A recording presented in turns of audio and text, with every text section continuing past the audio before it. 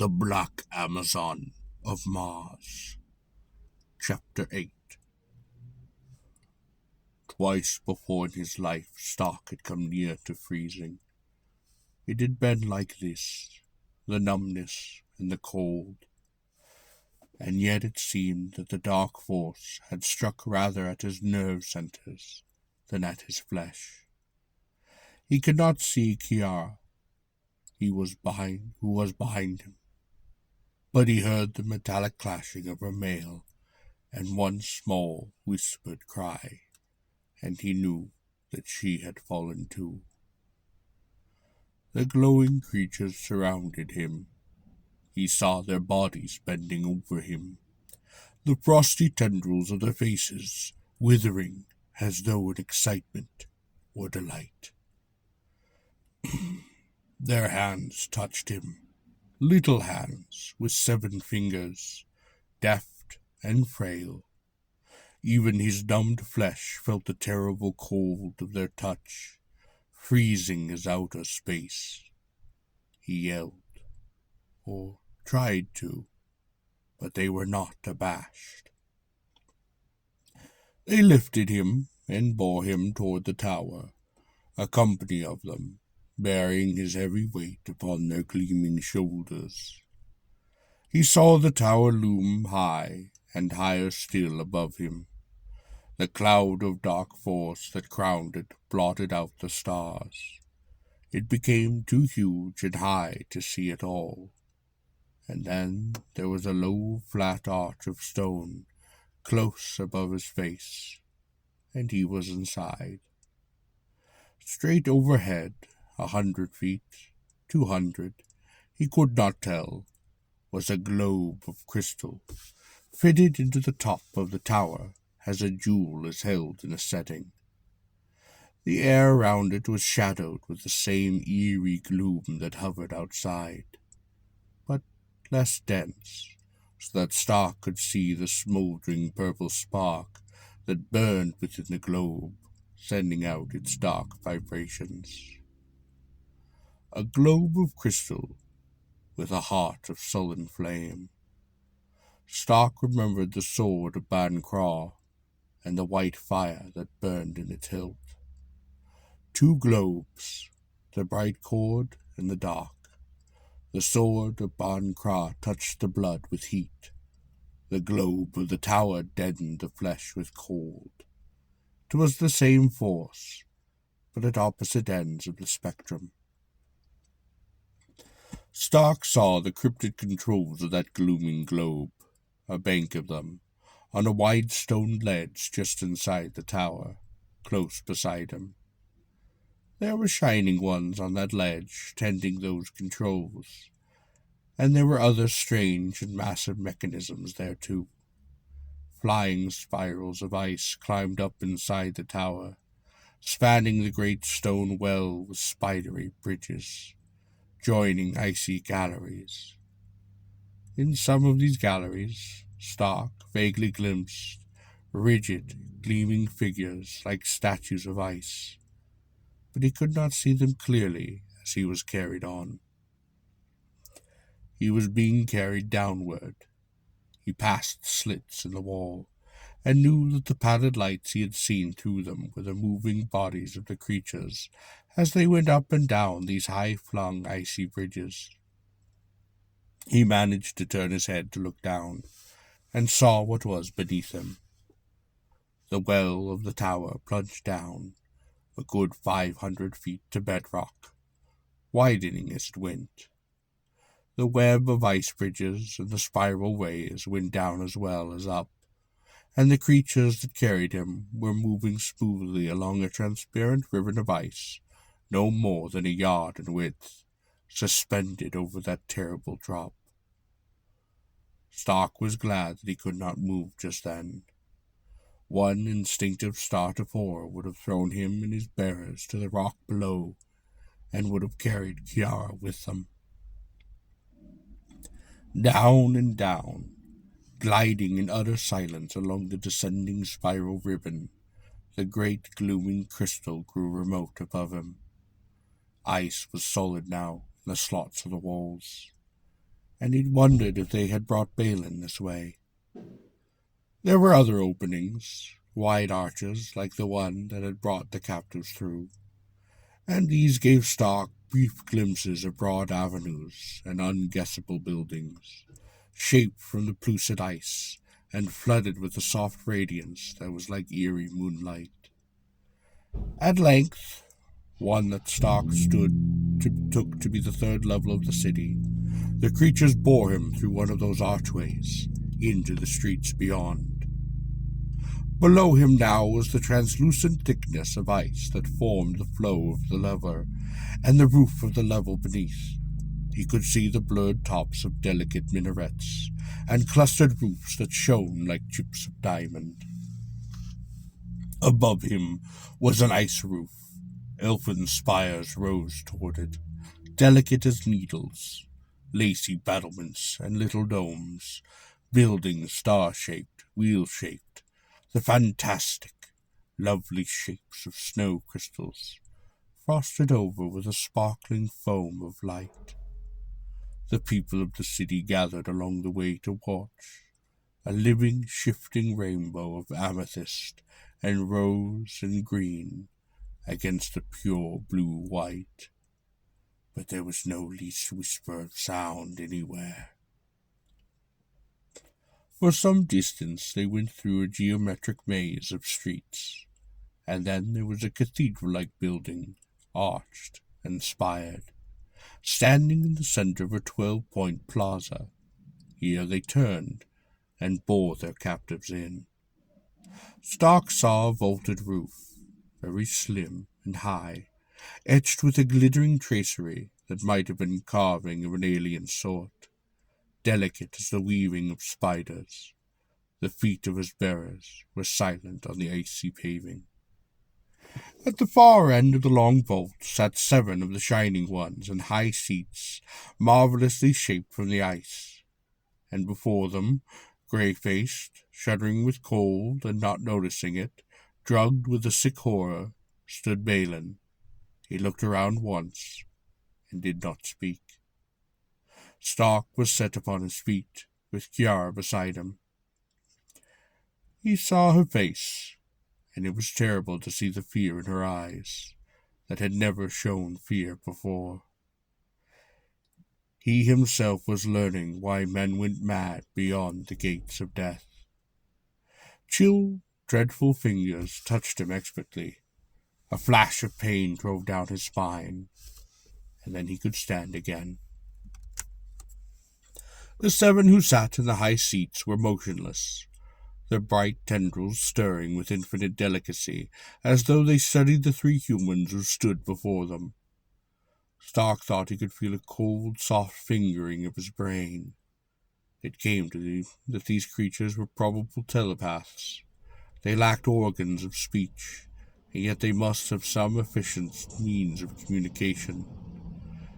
Telepathy was not uncommon among the many races of the solar system, and Stark had had experience with it before. He forced his mind to relax, and the alien impulse was instantly stronger.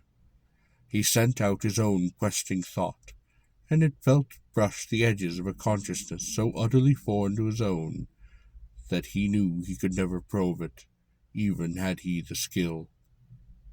He learned one thing, that the shining faceless ones looked upon him with equal horror and loathing.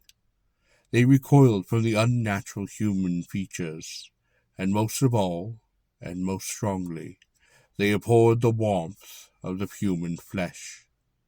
Even the infinitesimal amount of heat radiated by their half-frozen human bodies caused the ice folk discomfort.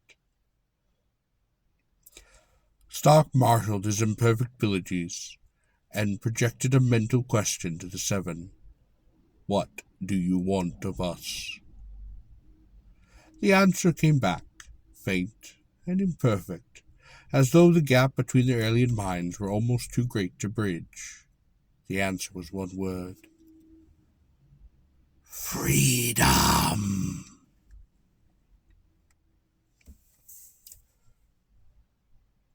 Balin spoke suddenly. He voiced only a whisper, and yet the sound was shockingly loud in that crystal vault. They have asked me already. Tell them no, Stark. Tell them no. He looked at Kiara then, a look of murderous hatred. If you turn them loose upon Kushat, I will kill you with my own hands before I die. Stark spoke again, silently to the seven. I do not understand.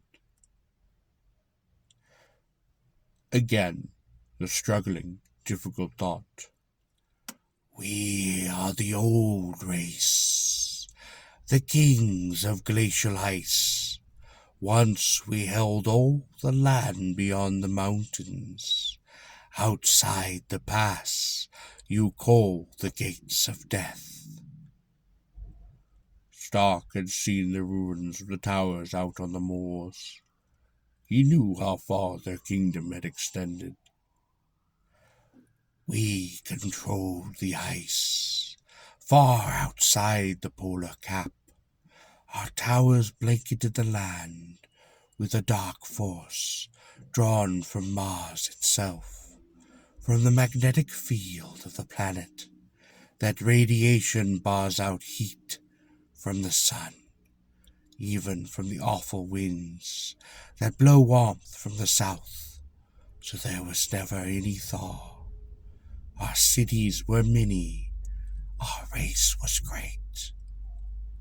Then came Ban Kra from the south. He waged a war against us. He learned the secret of the crystal globes, and learned how to reverse their force, use it against us, leading his army, destroying our towers one by one, and drove us back. Mars needed water. The ice was melted. Our lovely cities crumbled to nothing, so that creatures like Ban Kra might have water. And our people died. We retreated at the last, to this, our ancient polar citadel, beyond the gates of death. But even here, Ban Kra followed.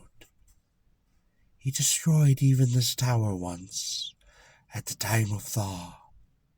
But this city is founded in polar ice. Only the upper levels were harmed. Even Ban Kra could not touch the heart of the eternal polar cap of Mars. When he saw that he could not destroy us utterly, he set himself in death to guard the gates of death with his blazing sword, that we might never again reclaim ancient dominion. That is what we mean when we ask for freedom. We ask you take away the sword of Ban Kra, so that we may once again go out through gates of death. Stark cried aloud, hoarsely, No! He knew the barren deserts of the south, the wastes of red dust, the dead sea bottoms, the terrible thirst of Mars, growing greater with every year of the million that had passed since Ban Kra locked the gates of death. He knew the canals, the pitiful waterways that were all that stood between the people of Mars and extinction. He remembered the yearly release from death, when the spring thaw brought the water rushing down from the north. He thought of these old, cold creatures going forth, building again the great towers of stone, sheathing half a world in ice that would never melt. He thought of the people of Jakara and Volcas and Barakesh, of the countless cities of the south, watching for the flood that did not come, and failing at last to mingle their bodies with the blowing dust. He spoke again. No, never. The distant thought voice of the seven spoke, and this time the question was addressed to Kiara. Stark saw her face. She did not know the Mars he knew, but she had memories of her own. The mountain valleys of Mech, the moors, the snowy gorges. She looked at the shining ones in their high seats and spoke. If I take that sword, it will be to use it against you as Ban Craw did. Stark knew that the seven had understood the thought behind her words, and he felt that they were amused. The secret of that sword was lost 1,000,000 years ago, the day Ban Craw died. Neither you nor anyone now knows how to use it as he did, but the sword's radiations of warmth still lock us here. We cannot approach the sword, for its vibrations of heat slay us if we do. But you warm-blooded ones can approach it, and you will do so. Take it from this place. One of you will take it. They were very sure of that. We can see a little way into your evil minds. Much we do not understand. But the mind of the large man is full of the woman's image, and the mind of the woman turns to him. There's a link between the large man and the small man, less strong, but strong enough. The thought voice of the seven finished. The large man will take away the sword for us, because he must, to save the other two. Kiara turned to Stark. They cannot force you, Stark. Don't let them. No matter what they do to me, don't let them. Balin stared at her with certain wonder. You would die to protect Kushat? Not Kushat alone, though its people too are humans, she said almost angrily. There are my red wolves, a wild pack but my own, and the others. She looked at Balin. What do you say? Your life against the Norlands? Balin made an effort to lift his head as high as hers, and the red jewel flashed at his ear. He was a man crushed by the falling of his world, and terrified by what his mad passion had led him into, here beyond the gates of death. But he was not afraid to die. He said so, and even Kiara knew that he spoke the truth. But the seven were not dismayed. Stark knew that when their thought voice whispered in his mind, "It's not death alone you humans have to fear, but the manner of your dying. You shall see that before you choose." Swiftly, silently, those of the ice folk who had borne the captives into the city came up from behind, where they had stood withdrawn and waiting, and one of them bore a crystal broad like a scepter, with a spark of ugly purple burning in the globed end. Stark leapt to put himself between them and Kiara. He struck out, raging, and because he was almost as quick as they, he caught one of the slim, luminous bodies between his hands. The utter coldness of that alien flesh burned his hands as frost would burn. Even so he clung on, snarling, and saw the tendrils writhe and stiffen as though in pain. Then from the crystal rod a thread of darkness spun itself, to touch his brain with silence, and the cold that lies between the worlds. He had no memory of being carried once more through the shimmering streets of that elfin evil city, back to the stupendous well of the tower, and up along the spiral path of ice that soared those dizzy hundreds of feet from bedrock to that glooming crystal globe. But when he again opened his eyes, he was lying on the wide stone ledge at ice level. Beside him was the arch that led outside. Close above his head was the control bank that he had seen before. Kiara and Balin were there also, on the ledge.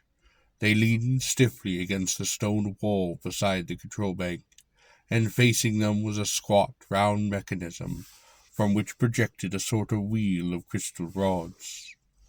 Their bodies were strangely rigid, but their eyes and minds were awake, terribly awake. Stark saw their eyes, and his heart turned within him. Kiara looked at him. She could not speak, but she had no need to, no matter what they do to me. She had not feared the swordsmen of Kushat. She had not feared her red wolves when he unmasked her in the square. She was afraid now, but she warned him, ordered him not to save her. They cannot force you, Stark. Don't let them. And Balin, too, pleaded with him for Kushat. They were not alone upon the ledge. The ice folk clustered there, and out upon the flying spiral pathway, on the narrow bridge, and the spans of fragile ice. They stood in hundreds watching, eyeless, faceless, their bodies drawn in rainbow lines across the dimness of the shaft. Stark's mind could hear the silent edges of their laughter, secret, knowing laughter, full of evil, full of triumph, and Stark was filled with a corroding terror. He tried to move, to crawl toward Kiara, standing like a carven image in her black mail, but he could not. Again her fierce proud glance met his, and the silent laughter of the ice folk echoed in his mind. He thought it very strange that in this moment, now, he should realize that there had never been another woman like her on all the worlds of the sun. The fear she felt was not for herself. It was for him. Apart from the multitudes of the ice folk, the group of 7 stood upon the ledge, and now the thoughtful spoke to Stark. Look about you.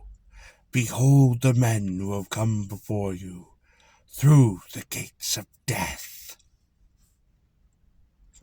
Stark raised his eyes to where their slender fingers pointed, and saw the icy galleries around the tower, saw more clearly the icy statues in them that he had only glimpsed before.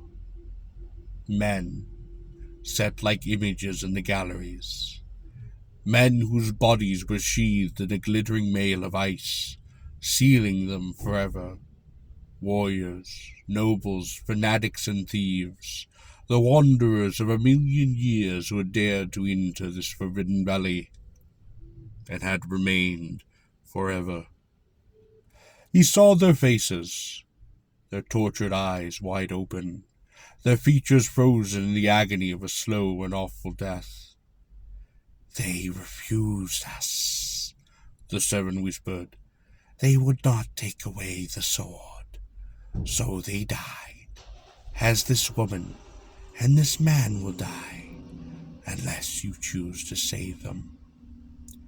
We will show you, woman, how they died. One of the ice folk bent and touched the squat round mechanism that faced Balin and Kiara. Another shifted the pattern of control upon the master bank. The wheel of crystal rods on that squat mechanism began to turn. The rods blurred, became a disk that spun faster and faster. High above, in the top of the tower, the great globe brooded, shrouded in its cloud of shimmering darkness. The disk became a whirling blur. The glooming shadow of the globe deepened, coalesced. It began to lengthen and descend, stretching itself down toward the spinning disk. The crystal rods of the mechanism drank the shadow in, and out of that spinning blur there came a subtle weaving of threads of darkness, a gossamer curtain winding around Kiara and Balin, so that their outlines grew ghostly, and the pallor of their flesh was the pallor of snow at night, and still Stark could not move. The veil of darkness began to sparkle faintly. Stark watched it, watched the chill motes brighten, watched the tracery of frost whiten over Kiara's mail, touched Balin's dark hair with silver. Frost, bright, sparkling, beautiful. A halo of frost around their bodies, a dust of splintered diamond across their faces, and a roller of brittle light to crown their heads. Frost, flesh slowly hardened in marble whiteness as the cold slowly increased, and yet their eyes still lived, and saw, and understood. The thought voice of the seven spoke again. You have only minutes now to decide. Their bodies cannot endure too much and live again. Behold their eyes, how they suffer. Only minutes, human. Take away the sword of Bancroft. Open for us the gates of death. We will release these two alive. Stark felt again the flashing stab of pain along his nerves, as one of the shining creatures moved behind him, life and feeling coming back into his limbs. He struggled to his feet, the hundreds of the ice folk on the bridges and galleries watching him in eager silence. He did not look at them. His eyes were on Kiara's, and now her eyes pleaded. Don't, Stark. Don't bother the life of the Nordlands for me. The thought voice beat at Stark, cutting into his mind with cruel urgency. Hurry, human. They are beginning to die. Take away the sword. Let them live. Stark turned. He cried out in a voice that made the very icy bridges tremble. I will take the sword. He staggered out then, out through the archway, across the ice, toward the distant cairn that blocked the gates of death.